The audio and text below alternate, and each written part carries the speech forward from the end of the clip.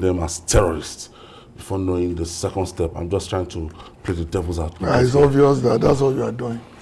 Because this government has, in the past few months, gone out of its way to defend the reason why they cannot be called terrorists, including some people in-house who are so sure it will not change the narrative or the reality on ground. But you and I know that by designating them as terrorists, there are certain things that can be done within the Geneva Convention that are not allowed to be done if they are just bandits. And that's the reality that we face today. But having said that, I think we've been here before, and that to me is the tragedy. We know that whenever they clear the bandits out of a particular area, they move to another area. And once they clear them out of that area, they move to another area. And if they clear out of the state, they move to another state. So it's been a recurring theme in the last few years. And that's why the statement by the presidency seems to me like a jaded statement. Because we've had it before, and all we require from this government is to solve this problem. If we are restricted from using the super tucanos that we have, that's 12 of that we just purchased, if we are restricted from using it on bandits, that is exclusively for the war on the northeast, that it cannot come to the northwest to come and fight. Yes. Now, and we know that, look, the game changer for this war is the air advantage. Yeah. And if we have not started deploying those things against these bandits, don't you think it's part of why these bandits are waxing stronger, getting more people every day and recruiting more, and the whole region is like an infiltration of bandits? Yeah, the unfortunate situation in Zamfara state is complex, It's about banditry, it's also about illegal gold mining, it's also about cattle rustling, it's about battle between political godfathers, So, in the middle are the unfortunate people of Zamfara state, whose lives are being cut short. And it's unfortunate, you see, that President Muhammadu Buhari, when he came in 2015, May 29, 2015, one of the first theaters of conflict he visited was Zamfara state. If you remember that photograph in which he appeared in a military camouflage because of the conflict over cattle rustling and all of that, Now, and he made statements clearly indicating that he will use military might to restore peace to that place. There was enough time to have prevented the situation from degenerating to what it is today. But between then and now, the illegal gold mining has now made it possible for all manner of criminals to have access to cash and, weapons. Because we know that West Africa is one of the, theaters of easy flow of small arms. So, for criminals, they find it easy to get arms, within West Africa and the Sahel region, up north. A lot of ungoverned spaces. So weapons and all kinds of things can move freely. Now, the air power you talked about, yes, it's very important. But like, the former, I think, ADC to former military president Ibrahim Babangida said, Abubakar Omar, he said he expected that President Muhammadu Buhari would have deployed thick columns of soldiers with tanks to surround those, to mop up, or to clear these places. That's infantry stroke artillery. Yes, you have the air power, but on ground, sustained bombardment, sustained firepower, such that you would not even give room for negotiation or politics. You will clear them so that as they're fleeing, just like what is happening in Borno State, as you are bombarding them, as they're fleeing, the air, from the air, the Tucanos and other fighter jets are cutting them to pieces so that they won't even have any chance to regroup. And that is what is missing. And then the other thing that is missing is this. These areas, I thought by now, the President would have set up some maybe super camps, like was done in Borno. Just take the template in Borno. Maybe develop, set up super camps or some brigades around those areas. Populate those areas with soldiers, with equipment, military equipment, with tanks, mortar, everything, so that you take over those areas from the bandits. Follow them into the forest, just like Erufai said, follow them into the forest and cut them to pieces. You will find out that, you see, we will regain our pride. If we cannot deal with ragtag bandits, how can we claim that we are a leading member of, of the African continent? We must regain that ground battle. It's very important. The ground aspect of the battle, we must fight it and fight it decisively. Okay. A lot of people will say we are still dealing with the symptoms. If you are talking about fighting them back and everything, and I saw a visual now, and I saw young children, the number of out of school children in the northwest and northeast combined together, and you can imagine in the entire country, I'm sure it's going to be one of the highest in the world. Yeah. For you to look the number of out of school children. This is definitely the poverty capital of. Yeah, these people started out as what they call amajuris, and right now you have a lot of young men, young women, especially men, that they don't have any source of livelihood. Boys turning to men, and at the end of the day, it's going to be very difficult. It's going to be very easy to lure them into banditry. So if you go to major camps now, you discover that predominantly they're young men. Yeah, even their leaders are in their 20s, if you remember. I think what we need to do is the fact that we keep, like you said, keep treating the symptoms and leaving the main disease to fester. And that to me is the tragedy we faced in the last 5 to 6 years.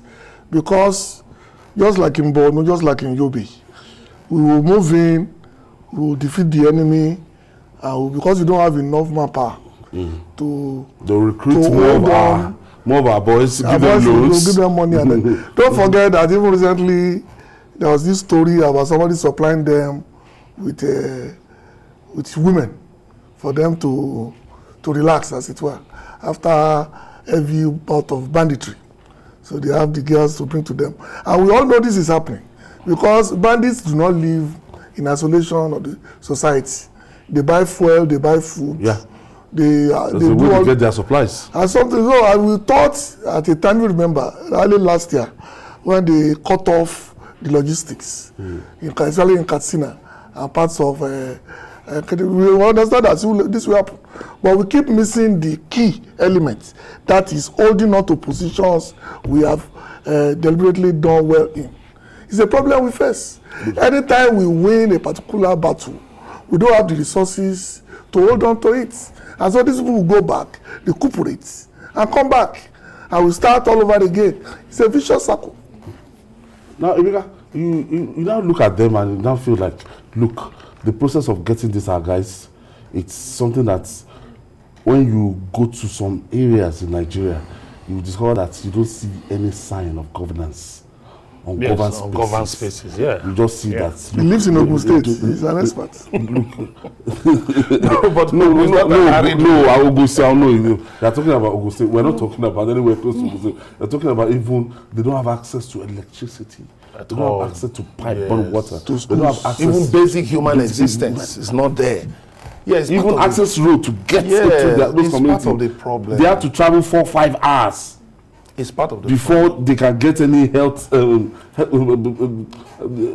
infrastructure. Yeah, it's part of the problem. And I think one governor who has really shown understanding of what it takes to really get the people to buy into government, people in conflict territories. Where I'm trying to line is that at the end of the day, these people become sympathetic to whoever comes, whoever approaches. They don't even have a choice. In many cases, they don't have a choice because, you see, it's about the human instinct.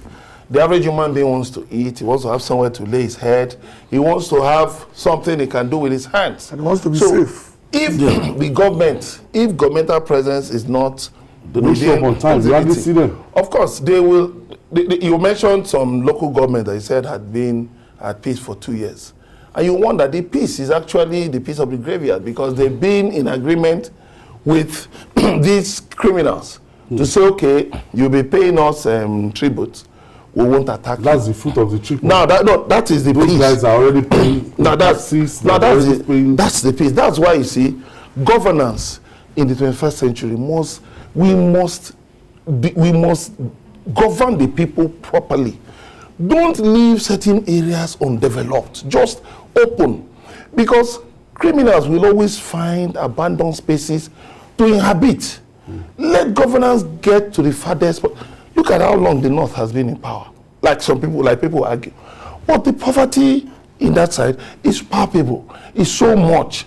It's really, really painful. So the thing is that beyond just the military side of the battle, you have the psychological side, you have the socio-economic part of the battle. You must get the people to become a part of society. Governor Zulum of Borno has really shown understanding in that area, trying to close down IDP camps and trying to get the people back. And I think with the recent, sustained bombardments of ISWAP, killings of their commanders and all that by the Nigerian military, for which I commend them, I believe that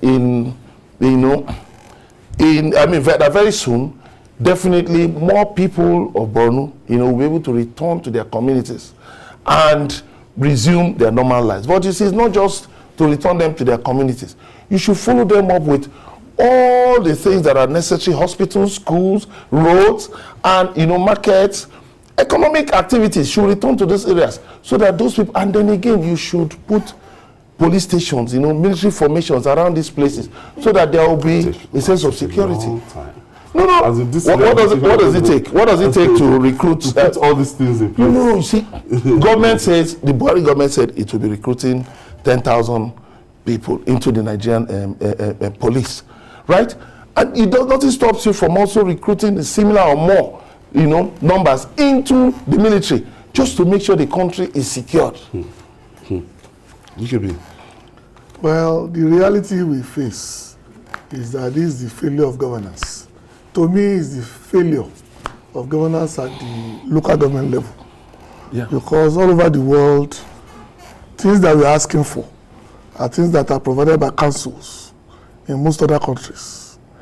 And in Nigeria, we've so bastardized the local government system that they're only government in name only.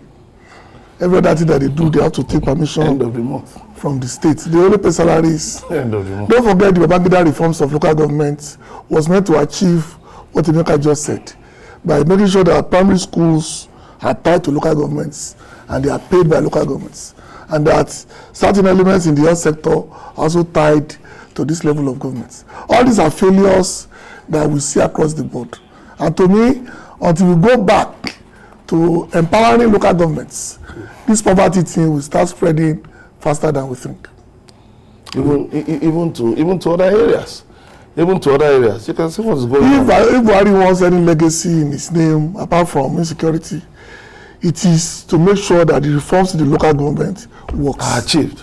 Absolutely. Because we are looking at not just the military option, yes, solving this problem. Yes. That's ultimately to sustain peace. Yes. If you have education, you have employment and you create jobs for these people, they have things they are doing temporarily. Yeah. They will not fall into the prey of 5,000. Yeah, you could even find that among the so-called bandits are people you can easily woo, back to normal lives.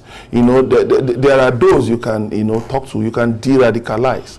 Then I just want to quickly look at the military side of it. You see, in recent times, the Nigerian army seems to have changed, the type of weaponry is deploying in this, war, such that it is sort of rapid fire, destructive, things, weapons that can really, that can really take out enemy positions rapidly. I think, there have been reports, in such changes. So it shows that even the military is really listening to public opinion. The military is also reconsidering his options. The military is re-strategizing, looking at different ways through which he can deal with this problem. You may not totally eradicate it. There may still be pockets of bandits, but at least President Muhammad Buhari should break the backbone of this criminality. It just got to end. There's nothing to just allow it to continue at all.